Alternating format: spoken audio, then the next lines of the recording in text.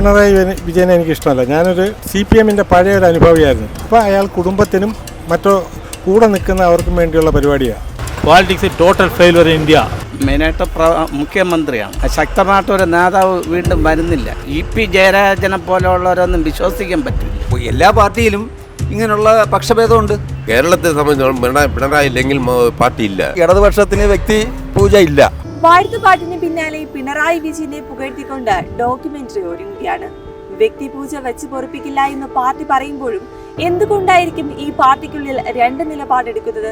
ഇതേപ്പറ്റി നമുക്ക് ജനങ്ങളോട് തന്നെ ചോദിക്കാം. പാർട്ടി നയം അത് പിണറായി വിജയൻ ഒന്നും ബാധകമല്ല എന്നുള്ളത്. പിണറായി ഇല്ലെങ്കിൽ തന്നെ പാർട്ടിയില്ല. അതുകൊണ്ടാണ് കേരളത്തെ സംബന്ധിച്ചോളം പിണറായി ഇല്ലെങ്കിൽ പാർട്ടിയില്ല. പിണറായി ഇപ്പം നാളെ എന്തെങ്കിലും സംഭവിച്ചു പോയാൽ ചിലപ്പം വലിയ കുഴപ്പങ്ങളൊക്കെ ഉണ്ടാകും പാർട്ടിക്കകത്ത്. അതുകൊണ്ട് പിണറായി മാത്രം ഉള്ളത് കൊടുത്ത് വെച്ചിരിക്കുന്നു. അത് മാത്രമേ എനിക്ക് പറയാനുള്ളൂ, വേറെ ഒന്നും പറയാനില്ല. എൻ്റെ നിലപാടെന്ന് വെച്ചാൽ ഇന്ത്യക്കകത്ത് ഒരു മുഖ്യമന്ത്രിയല്ലേ ഉള്ളു CPM-ന്. അതുകൊണ്ട് ഈ സീറ്റ് ഇവിടെയും കൂടി പോകണ്ടെന്നും പറഞ്ഞ് അങ്ങനെ പൊഴുത്തതാണ്. രണ്ടാം ഭരണം എത്ര വർഷത്തിന് ശേഷമാണ് പറഞ്ഞത്?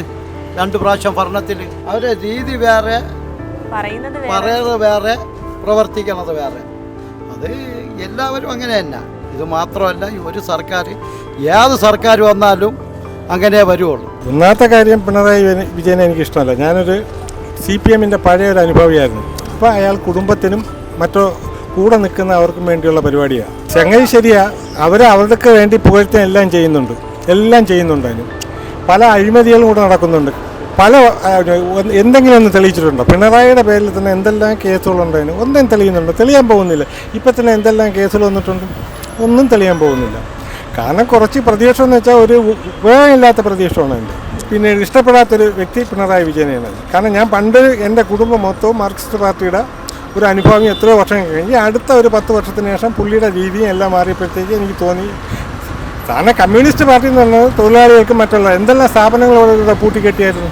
എന്തെല്ലാം സ്ഥാപനം, ഏതെങ്കിലും ഒരു സ്ഥാപനം അവർ തുടങ്ങിയിട്ടുണ്ടോ? ഇല്ല. എന്തെങ്കിലും ഒരു പുതിയ പദ്ധതി എന്തെങ്കിലും വരണമെന്നുണ്ടെങ്കിൽ പേരെടുക്കാനായിട്ട് മുമ്പൊക്കെയായിരുന്നു. വിഴിഞ്ഞം പദ്ധതിയിൽ ഞാൻ പോയിരുന്നായിരുന്നു.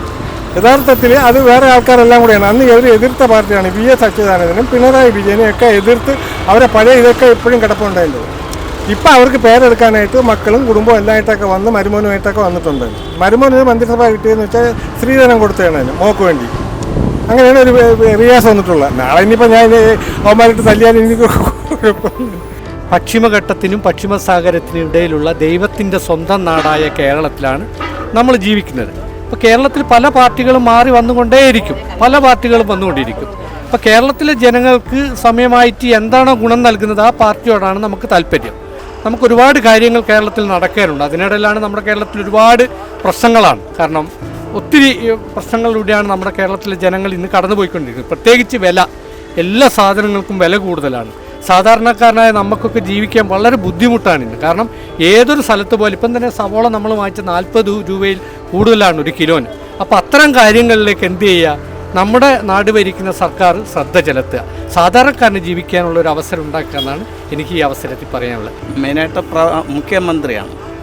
ശക്തമായിട്ടൊരു നേതാവ് വീണ്ടും വരുന്നില്ല. ഈ EP ജയരാജനെ പോലെയുള്ളവരൊന്നും വിശ്വസിക്കാൻ പറ്റില്ല. മനസ്സിലായില്ലേ? ഈ ചോറ് ഇവിടെയും കൂറ് അവിടെ എന്നതുപോലെ അവർ എപ്പോഴും വേണോ മാറിപ്പോവാം. സ്വന്തം താല്പര്യത്തിന് വേണ്ടിയൊക്കെയാണ് അവർ നിലനിൽക്കുന്നത്. പിണറായി പണ്ടേ ഊരിയ വാളും കൊണ്ട് പോയിട്ടുണ്ടെന്നൊക്കെ പറഞ്ഞു കേട്ടിട്ടുണ്ട്. ഇപ്പോഴും CPM-ൻ്റെ ശക്തമായിട്ടുള്ള ഒരു നേതാവ് പിണറായിയേ ഉള്ളൂ. ഇതുവരേക്ക് ഉറച്ച ഒരു നിലപാട് പാർട്ടി സ്വീകരിച്ചാലല്ലേ പിണറായിക്ക് എതിരായിട്ട് പറയാൻ പറ്റുള്ളൂ. പിണറായി പറയുന്നതാണ് പാർട്ടിക്ക് ശരിയെന്നുള്ളതാണ് തോന്നണത്. എൻ്റെ കൊച്ചിലെ ഞാൻ പാർട്ടിയുടെ പ്രവർത്തനമായിരുന്നു. കിള്ളിപ്പാലം എന്ന് പറയും. ഈ AKG, അച്യുതാനന്ദൻ എല്ലാവരും. അന്ന് പാർട്ടിക്ക് ഒരു വില ഉണ്ടായിരുന്നു. ഇന്ന് പാർട്ടിക്ക് വിലയില്ല. അന്നത്തെ പാർട്ടിക്കാലം അത് വേറെ, ഇന്നത്തെ പാർട്ടിക്കാലം വേറെ. AKG, EMS ഞാൻ ഈ പ്രസംഗം ഇവിടെ കണ്ടിട്ടുണ്ട്. അതൊക്കെ നല്ല വ്യക്തിയാണ്. AKG, EMS.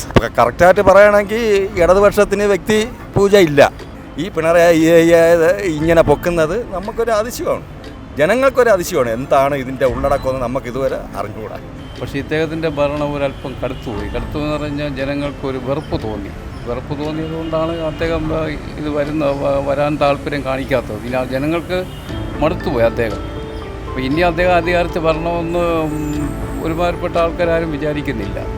മറ്റേതെങ്കിലും ഒരു പാർട്ടി വരാൻ വേണ്ടിയിട്ടാണ് നോക്കുന്നത്. കോൺഗ്രസ് വന്നിട്ടും കാര്യമില്ല. കോൺഗ്രസ് വന്നിട്ട് അവർ പരസ്പരം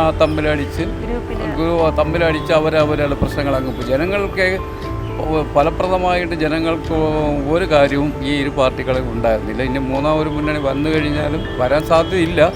എങ്കിലും അവർ വന്നാൽ ചിലപ്പോൾ രക്ഷപ്പെടുമെന്ന് തോന്നുന്നു. ജനങ്ങൾക്ക് എന്തെങ്കിലും ഫലം കാണുമായിരിക്കും, അത്രയേ ഉള്ളൂ. എല്ലാ പാർട്ടിയിലും കാലുവാരത്തുണ്ട്. ഇപ്പോൾ ഇദ്ദേഹത്തിന് രഹസ്യമായിട്ട് അദ്ദേഹത്തിന് നല്ല കാര്യങ്ങൾ ചെയ്യുന്നുണ്ടെന്ന് അദ്ദേഹത്തിൻ്റെ ആൾക്കാരിനെ പറയുന്നുള്ളൂ. പക്ഷേ അദ്ദേഹം അറിയാതെ തന്നെ അദ്ദേഹത്തിന് കാലുവരുന്ന കൂടെയുള്ളവർ ഒരുപാട് പേരുണ്ട്. അതാണ് ഈ പ്രശ്നങ്ങളൊക്കെ വലുതാകുന്നത്. ജനങ്ങൾക്ക് ഇപ്പോൾ ഒരു 1600 കൊടുത്തിട്ട് എന്ത് നേട്ടം?